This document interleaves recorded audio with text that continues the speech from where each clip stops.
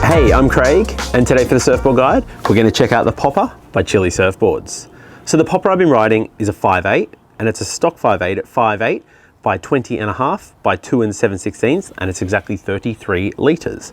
So looking over the Popper, it is a short, stubby, wide outlined, fun little summer offering, which is actually very capable beyond summer offering, by Chili Surfboards. So having a bit of a look over the Popper, super low rocker, bit of lift in the front to keep you out of trouble, nothing too crazy, super flat through the back end to help you glide across flat sections.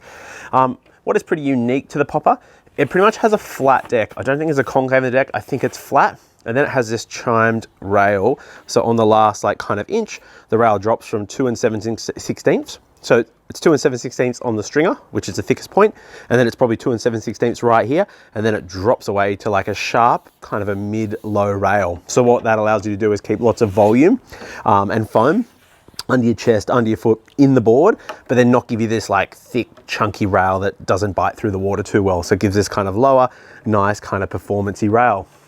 And then in the back end, it has this big kind of dome round tail, holds a lot of volume, but is nice and tight in the back end that keeps it nice and versatile, really, really easy to surf. Flipping over the Popper, Chili says that it's fairly flat through the front, a bit of a double through the center, through the belly. The double gets quite deep through the fins there. You can feel that it really kind of, that stringer in the center really kind of extrudes and it comes away. And then it's a V just off the tail there. So if you look through the back there, you can really see that double. It is pretty deep going through the back end there. So just progressively it's deeper from a fairly kind of shallow double under the chest in the front through to the back. So that would just kind of jet water through really quick and make it glide really easily and really nicely across flat sections. So I've had the Popper for a while now. We just had the summer in Australia. We're moving into winter now, it's getting cold. And we've had some pretty like a mixed conditions, fun, average, junky waves. But this is something I was taking out when waves were a bit smaller, a bit weak, a bit mushier. I have a range of surfboards. I call them my no leg rope surfboard. And you know, when waves are very small, very weak, you know, you're surfing a shorey, there's not much going on, some reforms, and you don't tend to wear a leggy, it's the kind of board you grab. And this sat well in my no leg rope surfboard. So for the first, I've had the board for about 3 or 4 months, first month or two, that was my no leg rope surfboard. Surfed really well. We've had some really good like kind of shoreys that have been, you know, kind of knee to waist high, pretty junky, and this has been the board I've been grabbing just to make the most of those really average, really junky conditions, and this has been absolutely awesome. Saying that, during that kind of period, I got pretty unwell. Everyone's probably pretty familiar with COVID, and it really kind of knocked me for 6. Not the actual having COVID, it's the post-COVID of being quite sick, being quite weak, and not having a lot of surf fitness. So I ended up grabbing this to be my kind of almost all-rounder, because it paddled really well. It made the most of everything, and I knew I was going to have some fun surfs and kind of get my surf fitness back. What that kind of allowed me to do was, I probably wouldn't have ridden it in some of the conditions I did had I not been unwell, but I actually ended up surfing it when it was a little bit bigger, kind of, you know, head high, just overhead, maybe a little bit steeper than what I grabbed this for, which is normally fatter, kind of mushier stuff. And the Popper performed pretty damn well. Like I said, it's a fairly flat outline, so the volume's under your chest, it's fairly flat, it paddles really well, it glides really well, but there's just enough lift and that foil through the front is really, really nice that it keeps it out of trouble. So, you know, some steeper, bigger waves where a board would be overly flat, you kind of be nose diving, getting caught. the popper was pretty good, and it was fairly versatile. That round tail, even though it holds, we're talking 20.5 at the widest point, and then you come down to like, the last 6 inches, it's still really wide, but that tail comes in nice and tight, and it still allows it to be super, super versatile and turn really easily. Another contributor to how easily it turns with that big tail is the fin setup and configuration, which I'll talk a little bit more about later. Well, here we are a little bit later. In the popper, it's set up to be a twin plus one. So twin plus one is 2 large twin fins plus 1 center stabilizer. What you might find pretty unique here is the placement of the fins. So I don't know if it's easy to tell, but I didn't notice it when it was without fins, but when I put fins in, that center fin is a long way forward. So it's tight, really tight cluster of fins, where I don't know the actual specification, but I'm going to say that center fin is probably 1/2 inch to 1 inch further forward than what you'd have in a normal 3 fin configuration. So that's why when you have a look at the website, or you see James talk about the board, or anyone talk about the board, they talk about it as a 2 plus 1. They do not talk about it as a thruster, because where that back fin is centered, where it is, how it's moved further tightly in with the leading twin fins. So what that did, I always rode it as a twin plus 1. I rode it without a stabilizer, and it wasn't for me. And I'll talk about the fins that I rode.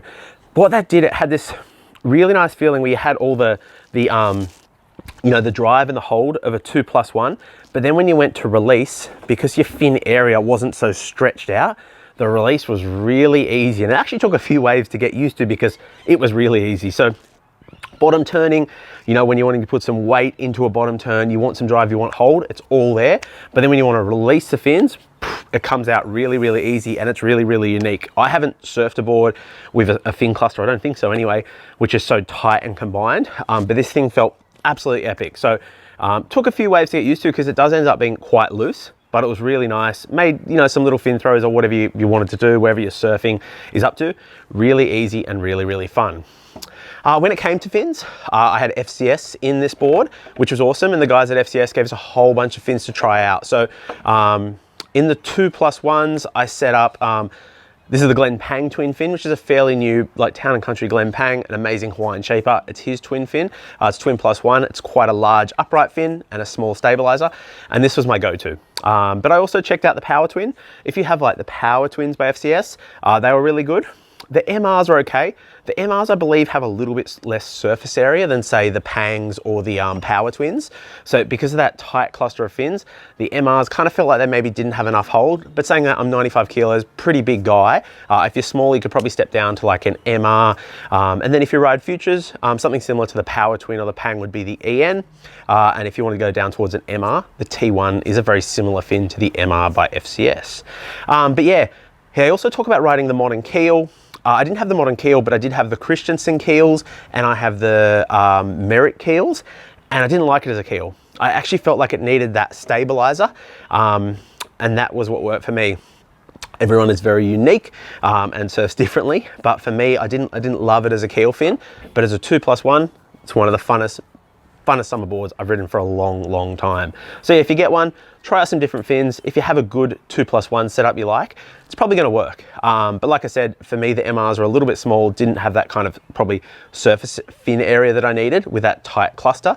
But yeah, the Glen Pangs, awesome set. I've been able to check them out in a few boards, and we'll check them out in some other reviews, but the Pangs were awesome. Power Twins were really good. Yeah, whole lot of fun. Overall, the popper was absolutely awesome. Like I said earlier, it was something I'd grab, I call it my no leg rope surfboard, when the waves are small, mushy, weak, and you don't really need a leg rope because you're surfing little waves pretty close to shore. Originally, this was my no leg rope surfboard. As I said, I became pretty unwell and I wanted something that floated, paddled well, and was really easy to surf. And the popper was really good to get me back in the water and get me back surfing. Anyone that's had COVID, it's very different on everyone. The actual period of COVID for me was fine. It was a little bit after. I found myself very weak, not surfing very well. Not that I'm not an amazing surfer anyway, but the popper was really good to get me back in the water, work on my paddle fitness and my strength, and it was a whole lot of fun. I'd recommend the popper for almost anyone. If you're a you know, an intermediate to advanced surfer and you want the ultimate groveler, this is it. That tight fin cluster can, you know, I've seen some other people, I lent it to some friends that are better surfers than me, you can really throw the fins out of the water, but it still has that drive and hold that you want without being too loose. If you're a beginner to an intermediate surfer, the thing is chock full of volume, it paddles like a dream, surfs across flat sections, it's stable, easy to surf. I can't fault it. And having that flat deck, holding that volume out from like really wide towards the rail, that chime rail, just makes it really stable, easy to paddle, lots of float, and then it gives you this nice little sharper rail that turns through the water really easily and is a whole lot of fun. Look, overall, I loved it. Thanks so much for Chili Surfboards for the chance to check out the Popper, and hopefully you get a chance to check one out too. Thanks for watching.